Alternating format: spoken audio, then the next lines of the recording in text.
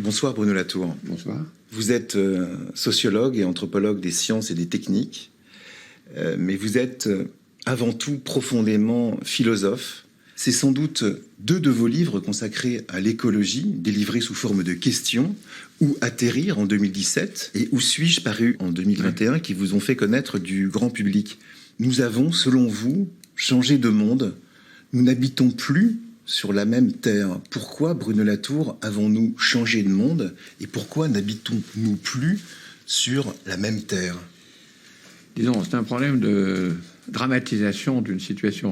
La situation dans laquelle on est, politique, écologique, elle est extraordinairement dure, je pense, pour tout le monde. Enfin, on est simplement affecté par toutes ces transformations dont on nous parle tous les jours dans les journaux, la question du climat, la question de ces réunions internationales pour essayer de le contrôler, la biodiversité, la question même de ce que c'est que le progrès, l'abondance, toutes ces questions qui sont associées, disons, à un monde dans lequel on était jusqu'à récemment. Tout le monde, en fond, s'en rend compte. C'était un monde qui était organisé autour du principe que, au fond, les choses n'avaient pas de... comment est-ce qu'on pourrait dire, de puissance d'agir. En anglais, on dit agency. L'exemple typique dans le monde précédent, disons, c'était de dire, je sais pas moi, si vous prenez Galilée comme exemple tout à fait typique, vous avez un plan incliné, vous avez le calcul des boules de billard qui tombent et la magnifique invention, découverte de la loi de chute des corps. Donc on était habitué à, voilà, le monde est fait, en gros, de choses de ce type, c'est-à-dire des êtres qui n'ont pas eux-mêmes d'agency. Une boule de billard n'a pas du tout d'agency. Elle obéit à des lois, et ces lois sont calculables, et la science, avec un grand S, les découvre, et c'est de ça que le monde est fait. Donc c'est un problème, ça paraît curieux de dire ça des sciences, mais c'est un problème de métaphysique. Le monde est fait de ces objets, de ce type, disons. Et puis, les choses vivantes, la subjectivité des gens, la façon dont ils imaginent ce monde, l'impression qu'ils ont... de voir des choses tout à fait magnifiques, etc. Ça n'est pas ce dont le monde est fait. Le grand philosophe Whitehead, philosophe anglais, avait appelé ça la bifurcation de la nature. Comme si, à partir d'une certaine époque, le XVIIe siècle, en gros, la nature avait bifurqué. Le monde est fait de choses qui sont vraies, connues par les sciences, mais inaccessibles en dehors des sciences. Et tout ce que nous ressentons, nous, les humains et les êtres vivants, c'est subjectivement peut-être intéressant, mais c'est pas ce dont le monde est fait.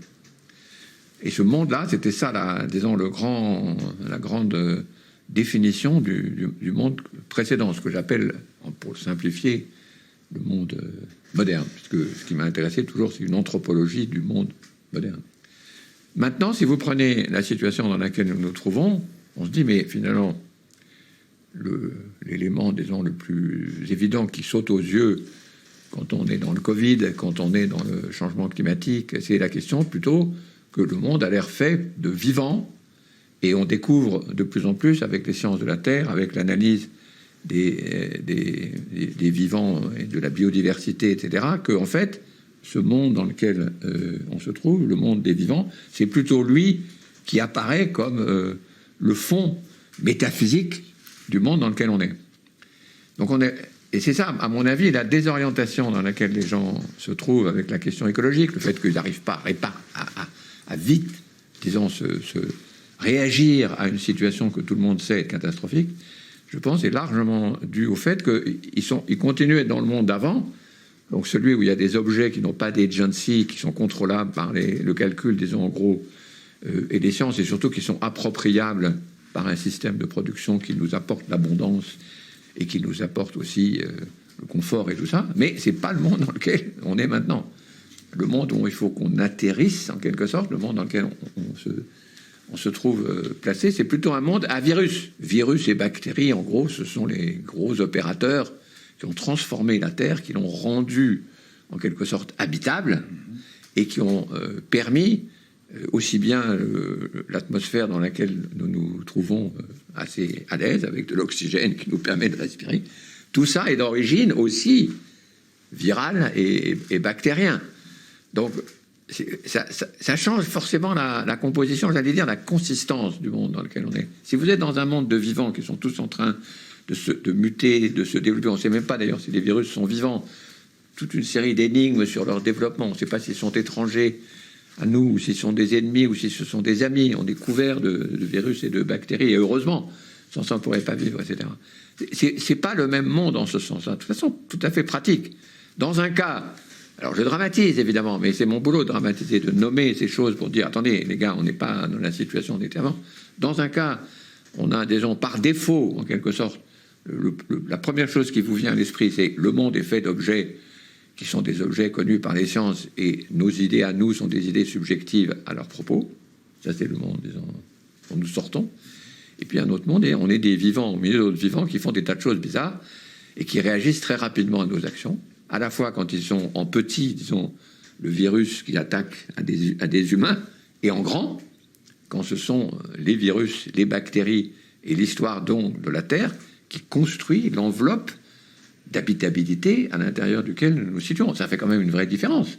Parce que dans un cas, vous êtes assez tranquille, vous êtes dans un monde d'objets qui sont relativement stables, ils vont obéir à vos lois, disons. Dans l'autre, c'est plutôt nous qui nous disons, mais attendez, il fait quoi ce virus? Comment est-ce qu'il va se déplacer, développer, etc. Vous dites souvent que nous vivons une révolution comparable à la révolution galiléenne aujourd'hui, et que nous avons changé de monde, nous sommes déplacés par rapport à ce que nous imaginions de la grande cosmologie des modernes. Oui, si on prend cosmologie comme un terme, disons, comme les anthropologues le prennent, c'est-à-dire une répartition des puissances d'agir, une définition des dieux, une définition de ce qui a agency, ce qui n'a pas de agency, etc. Eh bien, les modernes aussi ont eu une cosmologie qui a permis leur expansion mondiale, disons globale, très très particulière, qui est celle de la division, de la distinction, disons, entre un monde, pour le dire comme Philippe d'Escola, d'objets, et puis un sujet qui en est en quelque sorte distant, pour simplifier. Plus personne maintenant ne peut dire, en parlant de questions de virus ou de climat, qu'il y a des sujets qui sont à distance du monde dans lequel ils se trouvent, puisque par une boucle de rétroaction qui est assez surprenante, l'action de ces humains-là crée pour les autres humains et pour lui-même des conditions de vie qui sont, si on prend la question du climat, inhabitables. Bon, donc, ça y est, c'est fini. La cosmologie où des humains subjectifs, des sujets, pouvaient se placer dans un monde qui était à distance, comme c'était le cas chez Kant encore, etc., c'est, disons, la version typique des modernes, ça, c'est pas possible. Alors, le problème, c'est maintenant, ça veut dire quoi, du point de vue, par exemple, qu'est-ce que c'est qu'un sujet? C'est ça qui m'intéresse philosophiquement maintenant. C'est quoi le sujet humain de l'écologie? C'est pas le même sujet que celui d'avant. Il n'a pas la possibilité de faire les mêmes choses, il n'a pas accès à la même, disons, confiance dans les objets, il est saisi par tout un tas de forces qui le manipulent de partout, et surtout, c'est ça, c'est quand même absolument stupéfiant, c'est vrai au niveau micro, comme on le voit avec le virus, et disons la question médicale en quelque sorte, et c'est vrai au niveau global. Puisque, encore une fois, j'insiste toujours là-dessus, parce que c'est vraiment la nouveauté de ces nouvelles sciences du système Terre, là où on peut parler de deuxième révolution scientifique, les conditions d'existence dans lesquelles nous nous trouvons, les conditions atmosphériques, les conditions d'alimentation, de température, sont elles-mêmes le produit de ces involontaires, évidemment, le produit involontaire de ces vivants.